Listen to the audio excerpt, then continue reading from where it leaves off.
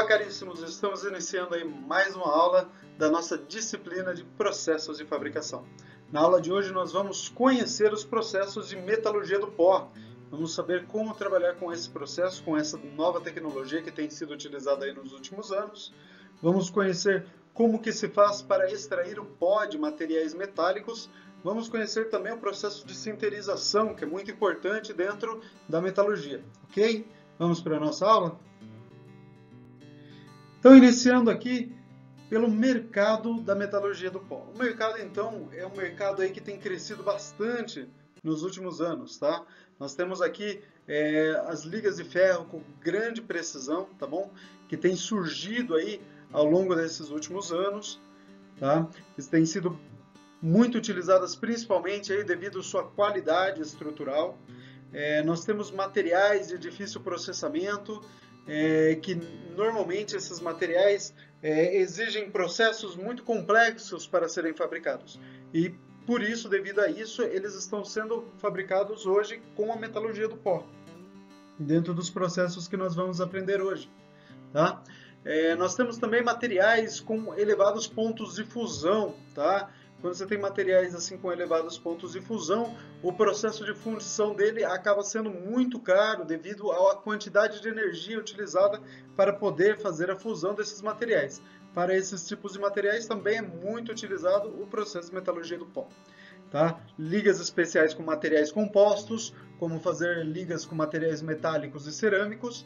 Tá? Nós temos também materiais com forma ou ingredientes poucos comuns, ou seja, materiais que eles têm formato muito incomum, que é complexo de você ser encontrado hoje no mercado, tá bom? Ou que tem elementos de liga que são incomuns, que você não consegue agregar esses elementos a não ser pela metalurgia do pó, tá? Nós temos os materiais porosos, que hoje é o uso mais comum da metalurgia do pó, né? E temos também os ímãs permanentes, tá? Utilização também comum aí nesse processo de fabricação.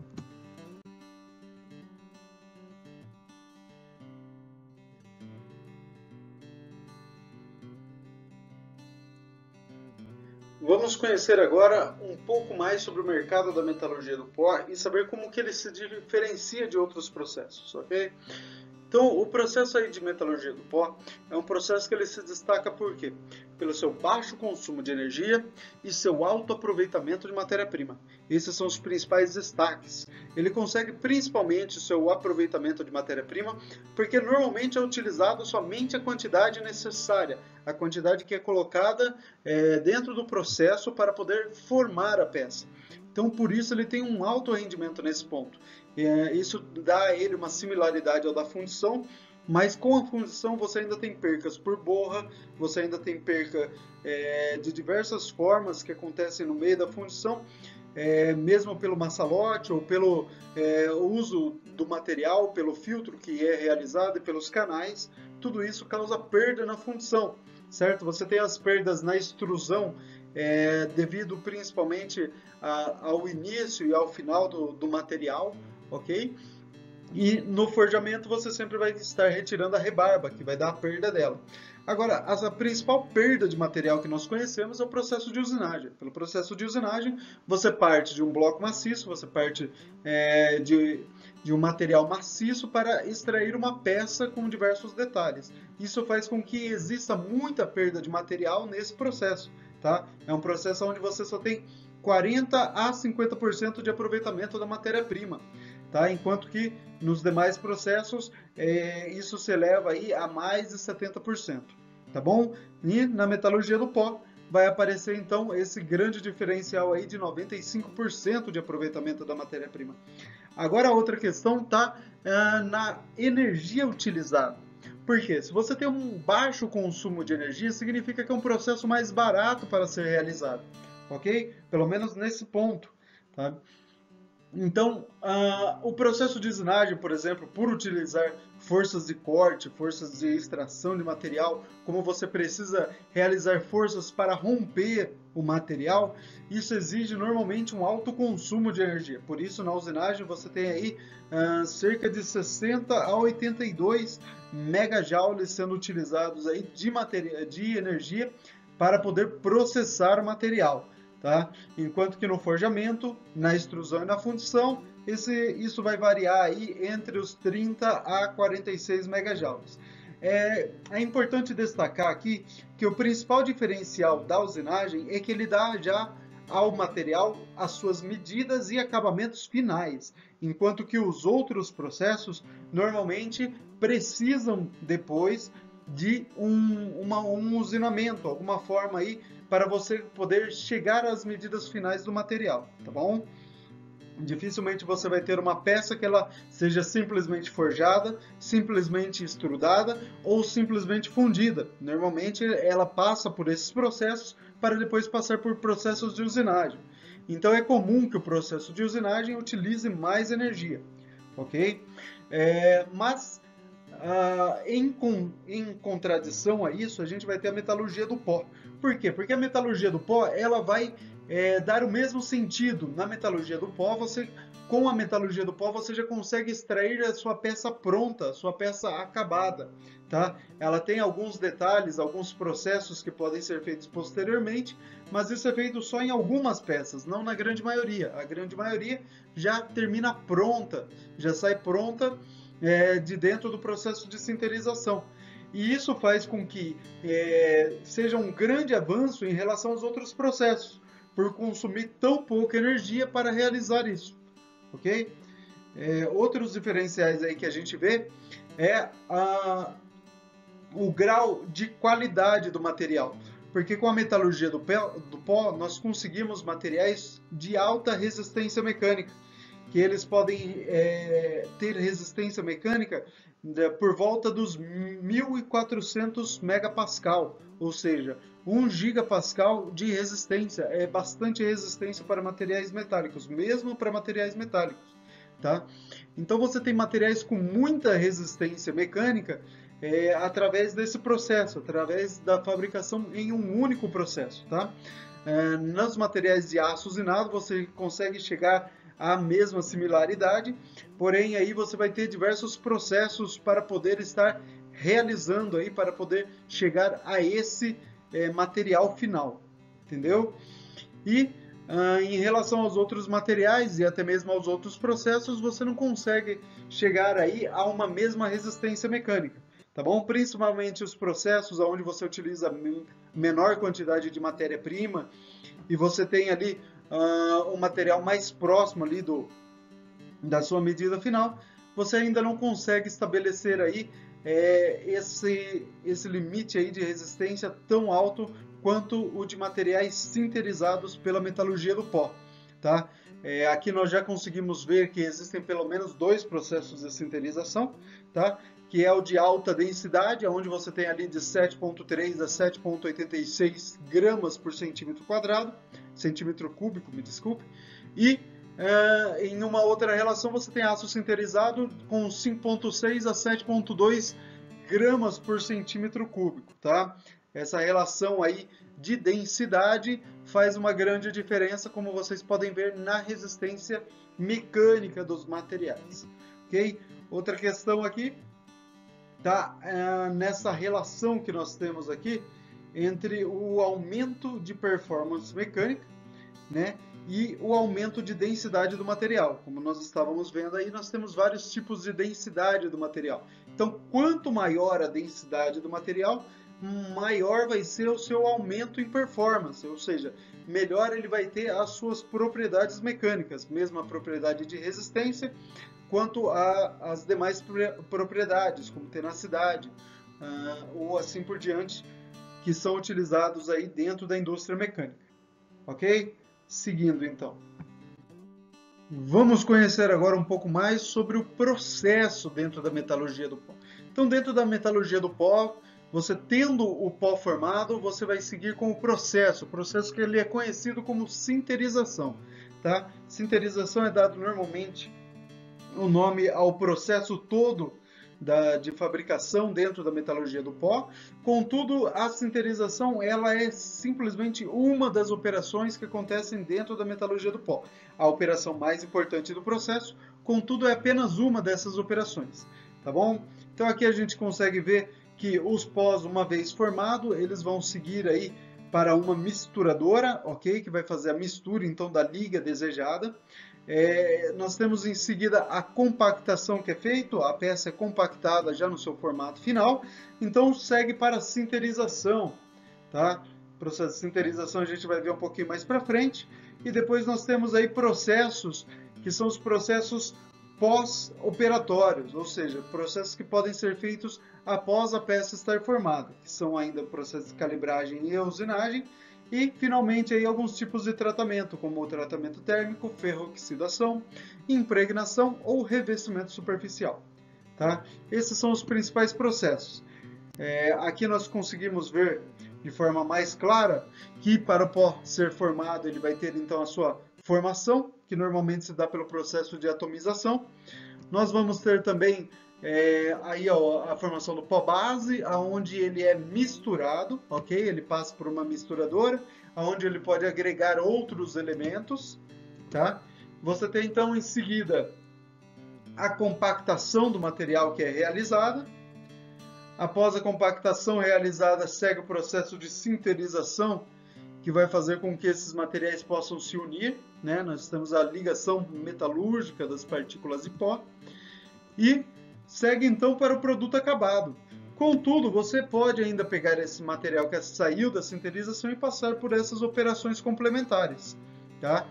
Que nós temos a calibragem, cunhagem, a usinagem, forjamento, o tratamento térmico, o tratamento superficial, tratamento de superfície, a rebarbação, impregnação, infiltração e jateamento. Todos esses processos aí podem ser realizados nas peças sinterizadas. Seguindo aqui, nós temos, dentro da metalurgia do pó, a formação do pó, a obtenção do pó. Como que isso se dá? A obtenção do pó, ela acontecia principalmente por processos mecânicos, tá? Era muito comum aí utilizar o processo de moagem, tá?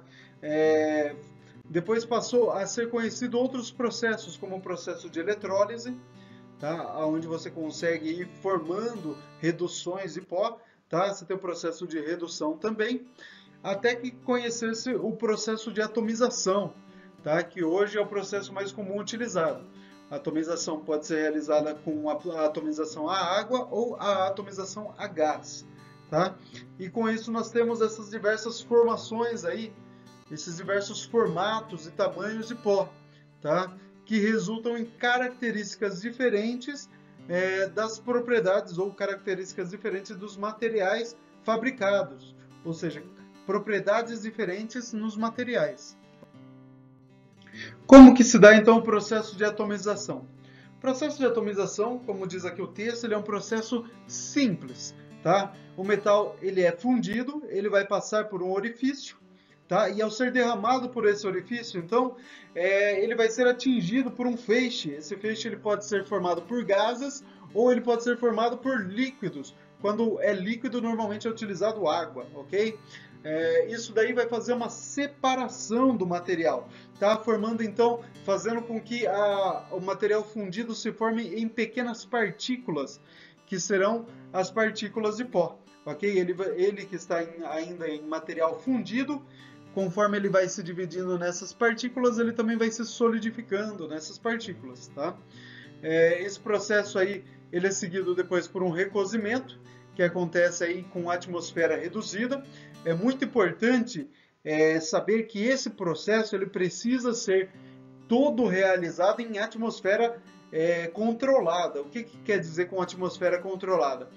Precisa saber exatamente do que é formado a atmosfera aonde está acontecendo esse processo. Por que isso? Porque todo metal ele não pode ser encontrado na sua forma simples, na sua forma pura, na natureza. Todo metal, então, ele é encontrado em minérios, tá? Isso a gente já viu quando a gente estava tratando o início da metalurgia. Então, quando esses metais são encontrados em minérios, eles precisam ser, então, purificados, eles precisam ser retirados e precisa ser retirado deles todas as impurezas. Isso faz com que o metal possa ser utilizado, tá? Dentro de uma liga metálica, onde você vai encontrar os percentuais de impureza que você vai colocar junto com esse metal, tá bom? Quando ele é encontrado na natureza, então, normalmente ele está formado. Nós sabemos que pela formação química, os metais ele tem, na sua última camada, ele tem elétrons livres. Ou seja, ele pode formar então ligas, ele pode se formar em ligas com outros materiais.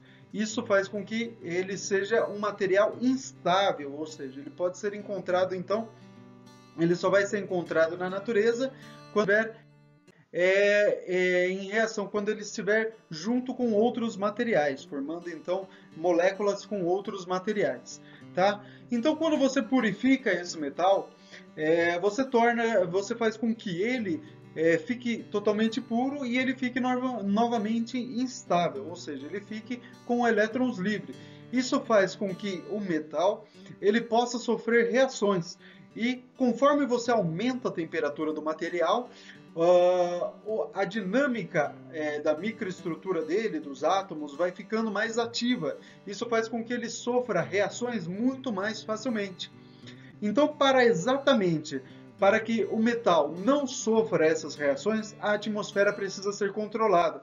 Normalmente, é uma atmosfera formada por gases inertes, ou seja, gases nobres, aqueles que têm na sua última camada de elétrons a sua formação total. Ou seja, então eles não sofrem reação. Isso vai fazer com que o metal ele não sofra reações com os gases que estão dentro dessa atmosfera. Isso é muito importante para a formação do pó do material. Porque uma vez que ele forme reação com outros materiais, você não vai ter um pó puro, você vai ter um pó misturado com outros elementos. Tá? Então aí o tamanho...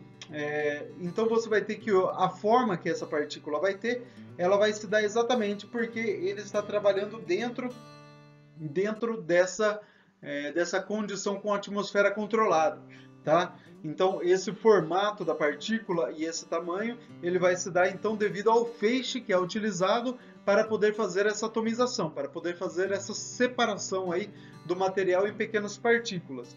E esse formato, então, ele vai ser diferente conforme se utilize gases ou líquidos diferentes. Então, quando é utilizado água, é muito comum que essas partículas fiquem disformes, que elas não sigam sempre uma mesma forma, certo? E é muito comum também acontecer oxidações, exatamente pela água ser formada por hidrogênio e oxigênio, é comum acontecer certas oxidações no pó desses materiais, tá certo? Seguindo aqui a última parte, a forma das partículas então depende da característica dos metais fundidos, como a tensão superficial, a viscosidade e a densidade, tá bom? E a maior tensão superficial no líquido deixa assim mais arredondada o formato da partícula, certo? Nós temos aqui na imagem à sua direita aí, vocês podem ver melhor como que se dá esse processo. E ele pode acontecer principalmente de duas formas, né? A atomização vertical, na qual o feixe é colocado aí em um ângulo determinado, tá? Esse ângulo é importante aí para a formação dessas partículas, tá? Vindo aí de cima para baixo, e você tem a atomização horizontal, onde o feixe ele parte da lateral ali, da onde está sendo derramado o metal líquido, tá bom? Aqui nós temos os tipos de bocais que podem realizar esse processo aqui, né? Nós temos o bocal único ali e o bocal ali com várias saídas, tá? Quando a atomização ela acontece na água, então, o que nós temos? Nós temos que essa atomização ela só pode acontecer com metais que fundem abaixo de 1600 graus, ok? Não pode ser realizado essa atomização com metais com mais alta temperatura. Por quê? Porque com o feixe de água, com o jato de água, não vai acontecer a solidificação total de metais que trabalham acima dessa temperatura, o que não vai criar então o pó perfeito do material. Tá? Como eu já informei, com a atomização à água você vai ter partículas com formato irregular, tá? Ela pode ser utilizada então com ferro, aço inoxidável, cobalto e ligas de níquel. Okay?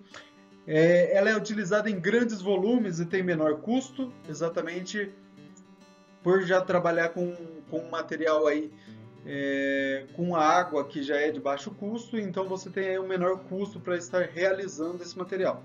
Ainda assim, a atmosfera precisa ser bem controlada e tudo muito bem trabalhado para que a atomização aconteça. Tá? Você tem aí que vai gerar um pouco de oxidação, que como eu disse para vocês, devido ao oxigênio contido aí na água, é comum gerar essa oxidação. Essa oxidação também é controlada, ela não é um grande fator, não é em grande percentual do material, é apenas uma pequena parcela. Tá? E normalmente esses materiais atomizados à água, eles têm excelente compressibilidade, tá? Isso vai se dar principalmente por causa da sua densidade. A densidade dos materiais atomizados à água são normalmente menores do que os materiais atomizados por gás. Quando nós temos então a atomização por gás, utiliza-se principalmente esses gases aqui: o nitrogênio, o hélio e o argônio. Ok? Normalmente a formação que se dá dos pós são esféricos, ou seja, formam pequenas esferas, tá? Não é irregular como no da água. Existe aí uma boa escoabilidade, tá? É simples de se realizar nesse ponto. Ele vai ter um baixíssimo percentual de oxigênio, ou seja, praticamente não vai ter as reações adversas. Okay? Você vai ter então uma elevada pureza, ou seja, você vai ter um material que você consegue deixar ele muito puro, tá? Principalmente pela esfera ser controlada e por estar utilizando de gases que não vão sofrer reações diretas aí com o material. Tá? Esse processo é normalmente utilizado aí para ligas aí de alumínio, cobre, níquel, manganês, cobalto, ferro, entre outros materiais. Continuando aqui a entender o processo de atomização, nós vamos ver que existem formações aí de pós que são diferentes, e essas formações elas são muito bem estudadas para saber com o que pode ser realizado com esses formatos de pós que são realizados. Então você tem o esférico, que é o mais comum, que ele é obtido através de gases, tá? Você tem aí o granular, o angular, o formato de gota, o esponjoso, também chamado de poroso, né? Nós temos os pós em formatos cilíndricos, acircular e cúbicos, ok? São os principais formatos de pó. Aqui nós temos alguns dos formatos encontrados, bom? E aqui nós temos outros que também podem ser encontrados, são mais incomuns, mas também podem ser encontrados entre os materiais, tá? Nós temos então pós irregulares, pós em formato de floco, liga metal, poligonal, fibroso. Temos o dendrítico, desculpem-me, e o nodular, tá? Aqui algumas formações para vocês verem melhor, tá? Aqui nós temos a formação principalmente de pós esféricos, tá bom? E assim nós conseguimos conhecer, tá? Aqui você vê que eles estão aumentados aí a cerca de 200 micromilímetros. Aqui a gente consegue ver, desculpa, 200 micrômetros aqui para a gente poder verificar, para a gente poder ver aqui. Uma vez formado então os pós, é preciso depois realizar a separação desse pó, ok? Porque determinados pós, conforme ele tem tamanhos menores, eles podem ser utilizados para materiais mais densos e pós com tamanhos maiores para materiais menos densos. Então precisa ser feita aí essa separação desses materiais para que eles possam ser utilizados então de maneira correta. Então é utilizado aí uma pequena máquina que faz a peneiração desse material, né? Que faz essa separação aí, utilizando aí diversos tipos de peneiras, tá? Então essas peneiras são colocadas, essa máquina é uma máquina vibratória, então, que faz essa separação aí dos diversos materiais, tá? Quando nós partimos agora para o processo de fabricação de peças, através da metalurgia do pó, nós vamos encontrar aí como primeiro elemento a mistura desses pós. Tá? A mistura deve ser realizada como é realizada no processo de fundição. Você precisa então colocar o percentual correto de material que você precisa para poder estar formando a liga que você quer. Ok? Então aqui nós vemos uma liga formada principalmente de ferro, ou seja, uma liga de aço, que ela é formada então por cobre, por ferro, cobre, grafite e níquel. No caso, o pó de grafite é utilizado para adicionar carbono à liga, ok? Mas é uma liga principalmente formada aí por ferro, cobre, níquel e o carbono em si. Tá? Então, com isso daqui a gente consegue solucionar a liga. A gente precisa conhecer exatamente como que é a liga, quais são os elementos que compõem essa liga, certo? Para aí, sabendo dos percentuais desses elementos, nós podermos realizar a mistura. Aqui nós vemos na tabela que para fazer 1000 quilos desse material aqui, nós vamos precisar de 964 quilos de pó de ferro, tá? Cerca de 20 quilos de pó de cobre, cerca de 6 quilos de pó de grafite e finalmente 10 quilos de pó de níquel, tá bom? Com isso daí nós temos a formação total da liga, tá? Além disso, é utilizado um lubrificante para acentuar aí essa liga, tá? Esse lubrificante aí ele é adicionado no valor de 0,75%, tá? O que dá no final 7,5 kg de lubrificante. Após o processo de mistura então de todo aquele material, o que acontece? Nós temos então a compactação da peça. A compactação da peça ela é realizada como? É colocado então um punção superior e um punção inferior que vão formar a peça no meio de uma matriz, tá? Normalmente pode ser utilizado aí um porta-ferramenta, normalmente são peças, são buchas que podem ser realizadas e para formar então o furo, a furação dessa bucha é utilizada aí portas-ferramentas, tá? Então é importante conhecer esse conjunto montado, é importante saber aqui como que é formado aí esses itens, tá? Uma das coisas que deve se denotar é a importância da precisão que essas ferramentas devem ter, tá bom? Aqui nós vemos como que é uma dessas ferramentas na prática, tá? Trata-se de uma ferramenta, um equipamento muito completo, muito grande, ok? Para poder estar realizando esse tipo de peça. Tá? Aqui alguns outros tipos de ferramenta. Tá? Então essas ferramentas são montadas em prensa que vão fazer essa compactação. Tá? Então, nessa compactação ela pode se dar principalmente de duas formas. Tá? Você tem a simplização, quando você utiliza simplesmente o punção inferior para segurar o material dentro da matriz, e é o punção superior que vai realizar então a compactação desse material, deixando ele o mais denso possível, certo? E depois o punção inferior ele é utilizado para fazer a extração da peça de dentro da matriz, tá? No processo de duplação é muito similar, a única diferença é que a força é executada por ambos os punções, ok? Aqui nós temos um tipo de peça sendo realizada, né? O enchimento foi realizado, aí é feita a compressão do material e depois a extração da peça. Aqui nós temos uma outra peça que é realizada utilizando aí diversas ferramentas, ok?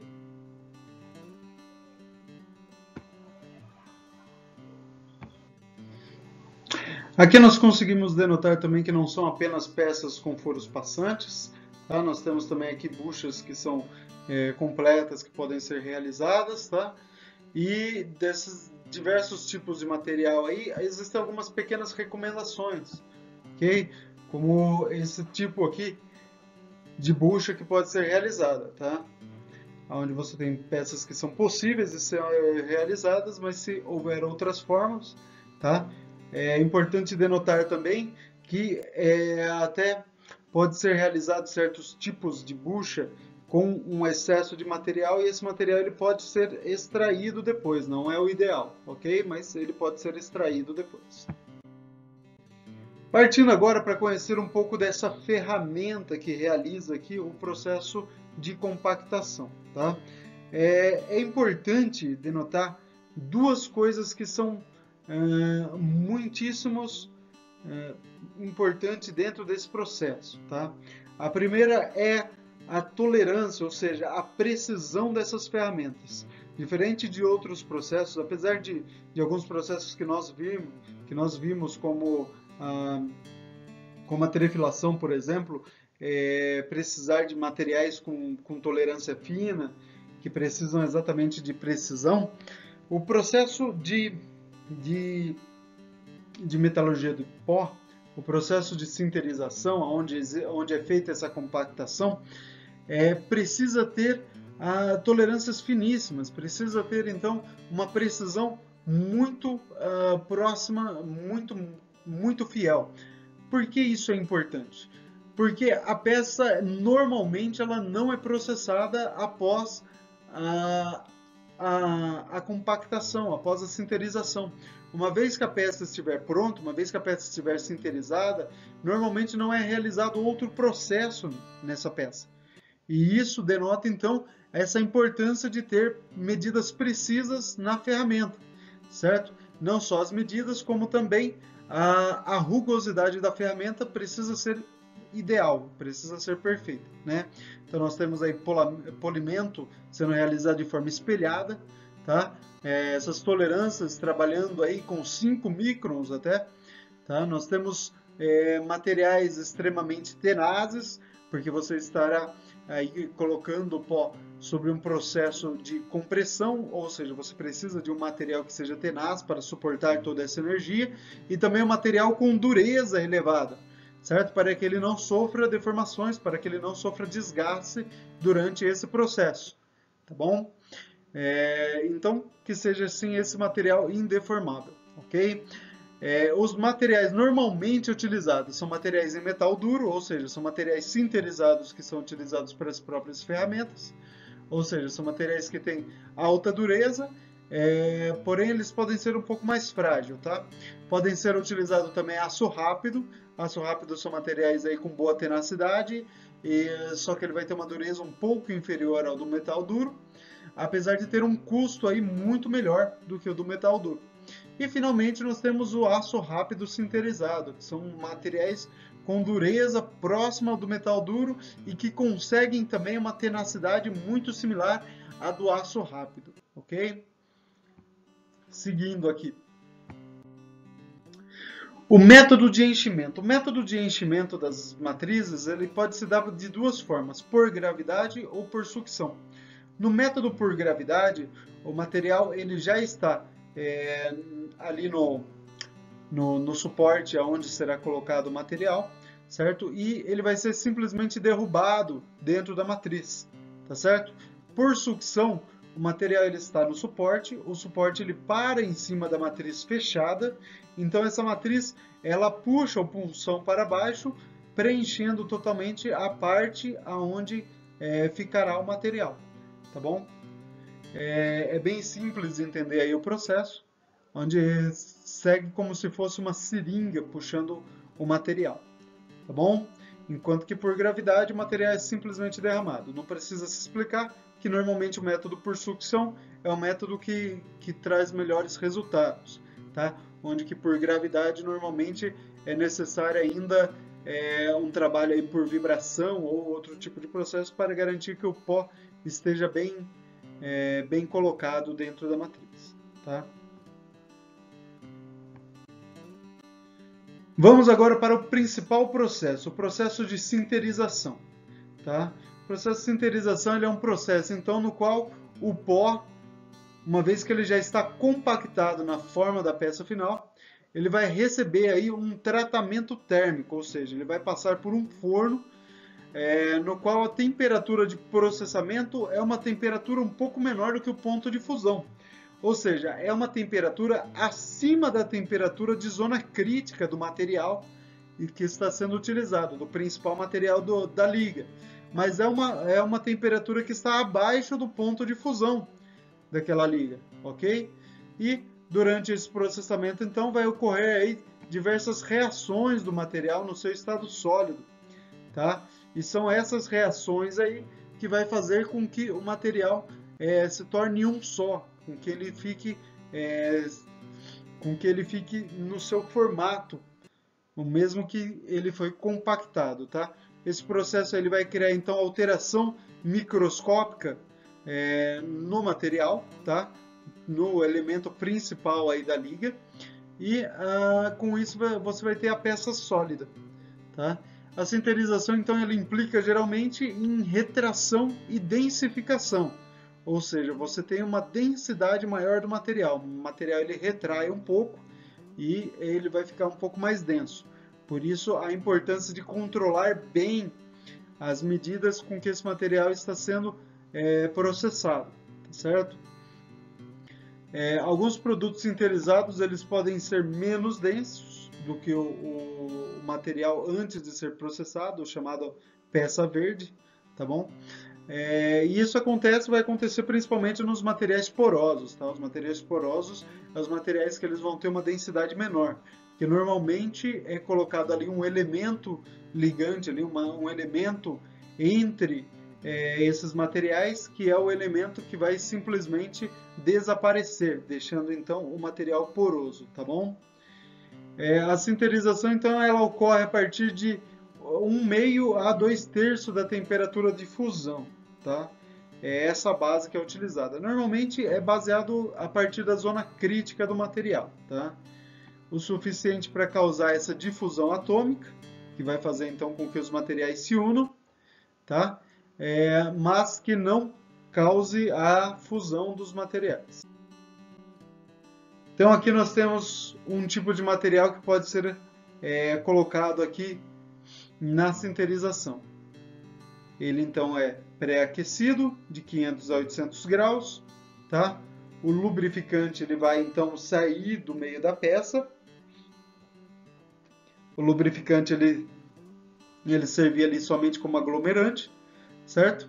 E vai começar então a acontecer aí os processos de ligamento, tá? Nós temos aí então que para a sinterização do bronze é realizado normalmente de 780 a 840 graus. O aço é de 1050 a 1150 graus, tá? E após o resfriamento da estrutura, você vai ter aí a formação de grãos entre as partículas do material. Aqui tem mais materiais que são colocados, como que são as temperaturas em que eles são colocados aqui e o tempo que ele precisa passar para que o processo de sinterização aconteça, tá? Então você tem aí o alumínio de 595 a 625 graus, ele deve ficar de 10 a 30 minutos. Até o metal duro, que ele vai até 1425 a 1480 graus, ou seja, são materiais aí de temperaturas bem elevadas, tá? E na qual ele passa de 20 a 30 minutos. E os outros materiais aí que normalmente variam nessa temperatura e nesse tempo também. Tá?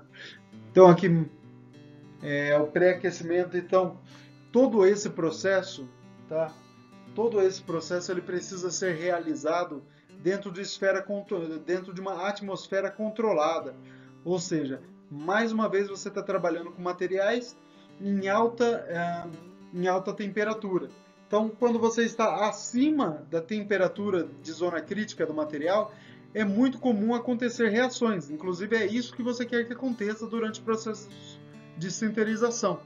Contudo, você quer que ele faça a reação com o elemento correto, com o elemento que está ali na parte da liga, tá?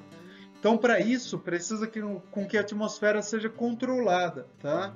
Então, no pré-aquecimento ali você tem uma atmosfera oxidante, certo? Formada ali por nitrogênio e água, tá?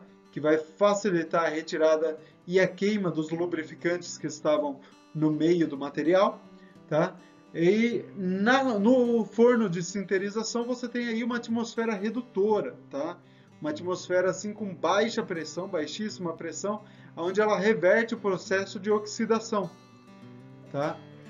E no resfriamento, também feito com atmosfera controlada, a atmosfera ela precisa ser neutra para evitar então que exista oxidações ou outros tipos de reações aí durante o processo.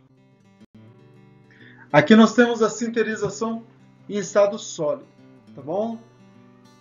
Então você tem o pó formado, né, compactado, aí ele vai sofrer as reações, ligando então com o pó ao seu redor, certo? E isso a gente consegue ver na microestrutura do material, certo? Quando a gente estuda essa microestrutura, a gente consegue verificar essa ligação que foi. Agora vamos entender aqui o que é a sinterização com fase líquida. Sinterização com fase líquida significa que você está tentando fazer sinterização com dois materiais que têm ponto de fusão muito diferentes. E por causa desse ponto de fusão muito diferentes, você vai ter que quando um material ele vai atingir a zona crítica, quando você eleva a temperatura de um material para atingir a zona crítica, o outro material ele vai chegar até a sua zona com líquido, ou seja, a sua zona de fusão, a sua área de fusão. Então, quando esse material, quando você atinge essa temperatura, um material no meio do processo vai estar líquido, enquanto os demais materiais vão estar em formato ainda sólido, ok? Fazendo então com que esses materiais eles possam se dissolver um entre os outros, como a gente pode ver aqui nesses pequenos desenhos, como a gente pode ver aqui nessa imagem, onde você tem uma liga ali de ferro, níquel e vanádio, ok? O vanádio e o ferro, principalmente, são materiais de temperatura mais elevada, eles mantêm a sua forma sólida, enquanto o níquel ele atinge aí uma fase líquida, tá? Principalmente o níquel nessa fusão aí com o ferro, ok? Vamos conhecer agora as operações complementares. Operações complementares são aquelas operações que podem ser realizadas após o processo de sinterização. Então, uma vez que a peça foi formada pelo processo de sinterização, ela estaria pronta. Contudo, algumas operações ainda podem ser realizadas para garantir certas propriedades à peça que já está pronta, ok? Então, a primeira operação que nós conhecemos é a calibragem, tá? A calibragem ela é o tipo de operação que ela existe para poder dar ao material o formato dele original, tá? Então, o material durante o processo de sinterização ele pode sofrer algumas deformações, algumas alterações, exatamente pela ação do calor sobre o material. Então, para poder fazer com que esse material ele volte à condição, às medidas originais, é realizado então essa calibragem, que é uma pequena deformação plástica realizada em moldes específicos, tá? Já conhecendo os principais pontos de deformação do material, esses moldes já são preparados para calibrar esses locais que sofrerão as alterações, ok? Depois disso nós temos os tratamentos térmicos. Tratamentos térmicos são tratamentos que são realizados aí para que a peça possa obter melhora nas suas propriedades mecânicas, né? Principalmente como a dureza ou mesmo a tenacidade do material. Então, para o material deixar de ser quebradiço ou para o material obter maior dureza, então é realizado aí tratamentos térmicos, tá? Esses tratamentos aí ajudam bastante na peça, tá? Depois disso nós temos aqui o processo de impregnação. Impregnação, então, consiste em preencher a peça, preencher a parte porosa da peça com substâncias como óleo, graxas e permeabilizantes para um determinado objetivo, tá? Então, quando você pretende que sua peça seja uma peça que seja utilizada mais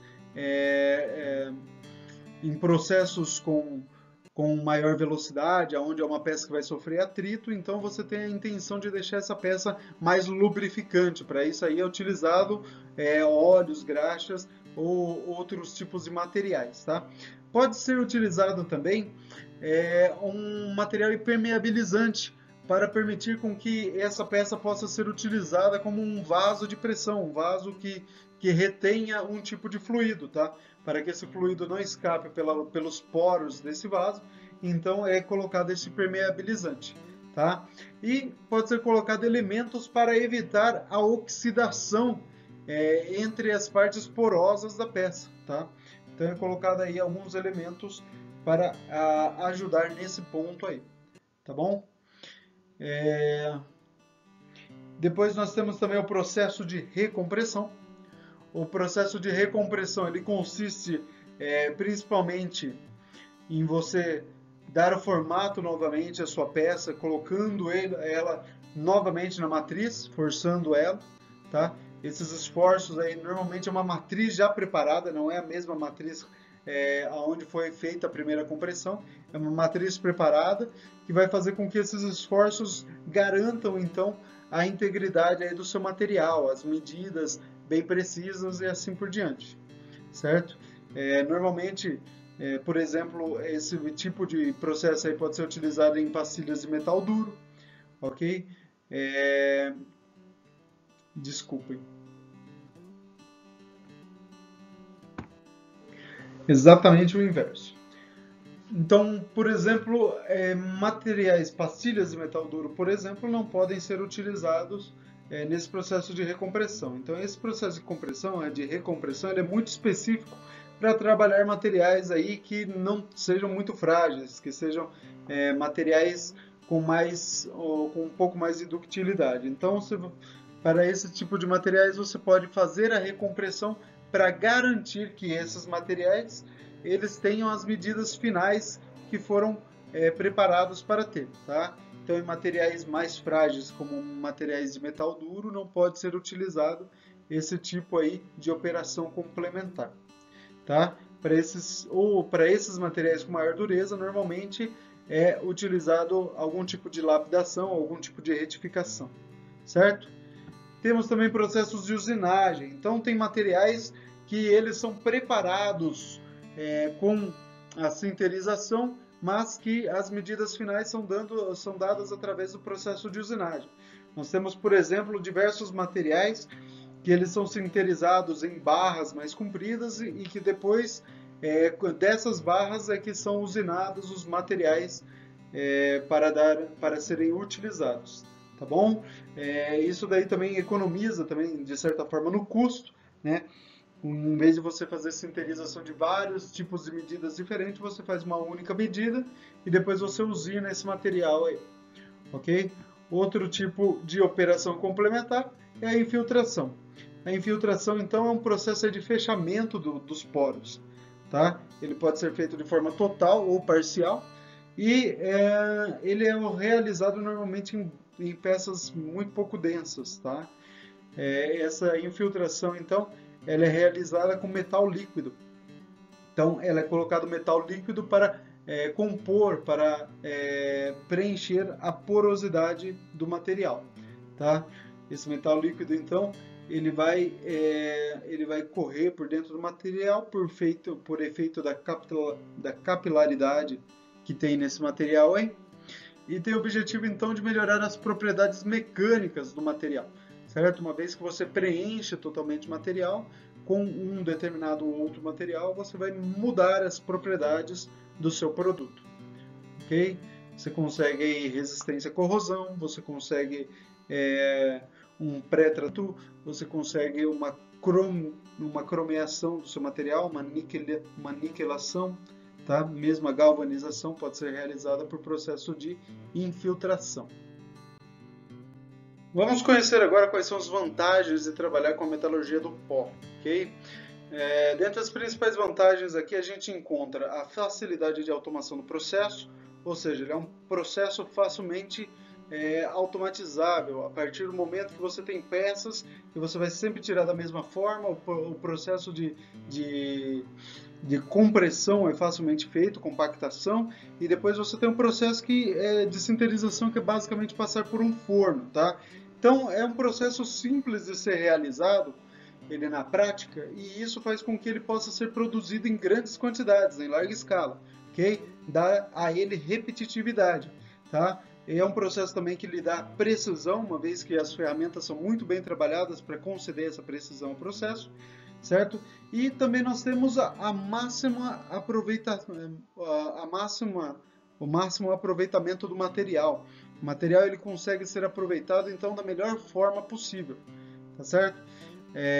Ou seja, você tem pouca perda de material, você tem pouco material sendo descartado, tá bom?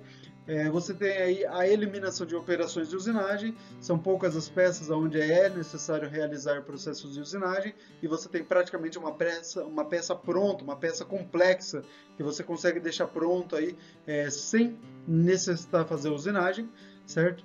E finalmente você tem a pureza dos produtos obtidos, ou seja, você tem uma liga que você consegue obter essa liga com 100% de exatidão.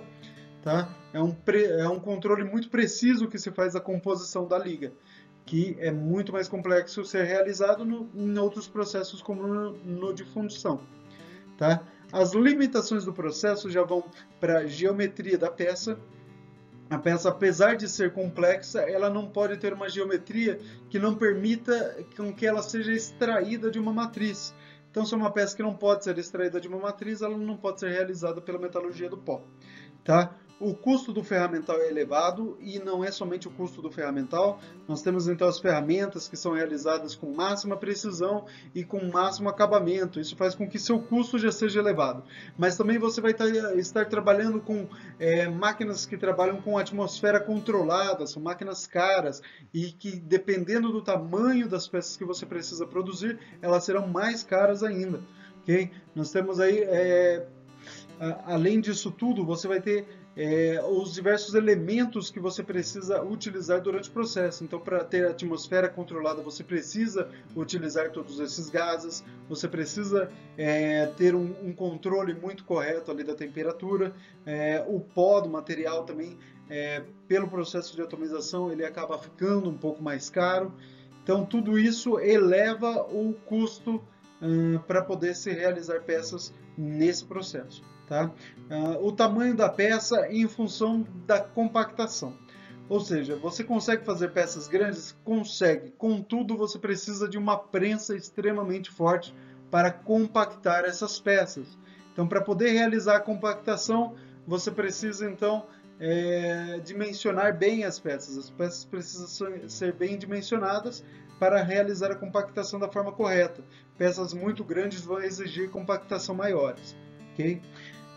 E você tem aí também eventuais defeitos que não podem ser corrigidos. Tá? Então, pequenos defeitos de deformação que aparecem na peça durante o processo são defeitos que podem ser corrigidos.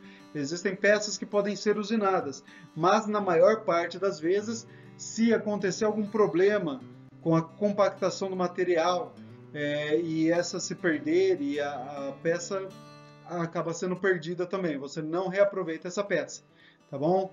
Então, numa perda aí numa deformação muito grande, você tem perda da sua peça, tá? Você não consegue corrigir e reutilizar essa peça. Não é possível você fazer reutilização de peças criadas pela metalurgia do pó, tá? Seguindo, nós precisamos agora entender o processo de Powder Injection Molding. Esse aqui é só um adendo a mais, que é outra forma de se trabalhar com a metalurgia do pó, tá? Que você pode fazer praticamente um tipo de extrusão com o material. Então você prepara o pó da liga que você quer realizar, né? Você vai colocar junto um polímero e um ligante, fazendo com que isso torne um único material, tá? É um material metálico, mas com polímero adicionado. Isso faz com que então o seu material seja um pouco diferenciado, tá? É bastante utilizado, permite aí materiais que podem ser principalmente usinados e fabricados diversos tipos de peça, tá bom? Agora, a última parte aqui é entender como que pode ser utilizada a metalurgia do pó. A metalurgia do pó ela é utilizada principalmente aí, ó, a gente pode ver na indústria metalúrgica como um todo, na indústria automotiva. Então você tem diversas peças que são fabricadas através da sinterização, principalmente em bombas. Você tem alguns componentes aí, componentes onde exigem altas rotações, movimentos constantes, são sinterizados. O anel do ABS é fabricado então de material sinterizado, pastilhas de freio e assim por diante. Então, dentro da indústria automotiva, ela é bem empregada, ela é bem utilizada, tá? Em materiais estruturais, então você tem aqui diversos materiais estruturais que são realizados aí com pó sinterizado, entendeu? Então, esses materiais aí, por ter um formato específico, precisa ser fabricado, então, dessa forma sinterizada, sai com um custo menor quando fabricado dessa forma, tá? Nós temos aqui elementos utilizados em compressores, são bastantes elementos que são fabricados aí de materiais sinterizados, ok? E finalmente nós temos aí buchas deslizantes, tá? Essas buchas deslizantes são de materiais sinterizados porque elas permitem ali uma melhor eficiência no atrito de eixos, ok? Então, buchas deslizantes sendo fabricados aí com bronze ou com cobres aí, que são materiais sinterizados, tá bom? Bronze grafitado, elementos de aço sinterizado com grafite também. Tem bastante tipos de elementos aí que são fabricados sinterizados. Nós temos ferramentas de metal duro. As ferramentas de metal duro vocês já conhecem. São diversos tipos de ferramentas, insertos que podem ser colocados, soldados ou insertos intercambiáveis que são fabricados de material sinterizado, certo? E finalmente nós temos materiais porosos. Aqui vocês estão vendo os silenciadores que são utilizados aí na saída de ar, entre outros materiais que podem ser fabricados aí com diversas utilidades dentro da indústria do pó, tá? Mais materiais porosos, ok? Chegamos então ao final de mais uma aula, e não somente ao final de uma aula, nós chegamos aqui ao final do nosso curso. Aqui nós terminamos o curso de processos de fabricação. Foi muito bom acompanhar vocês aqui durante esse curso, espero que vocês tenham aprendido bastante com todos esses processos que nós vimos. Eu acho muito interessante tudo isso que foi tratado, foram 15 aulas aqui intensas, com diversos assuntos dentro da indústria mecânica, para que todos vocês possam conhecer muito bem, tá? Vou deixando aí o meu adeus para vocês, vou colocar aqui alguns vídeos para vocês conhecerem um pouco mais sobre sinterização e metalurgia do pó, e meu até mais!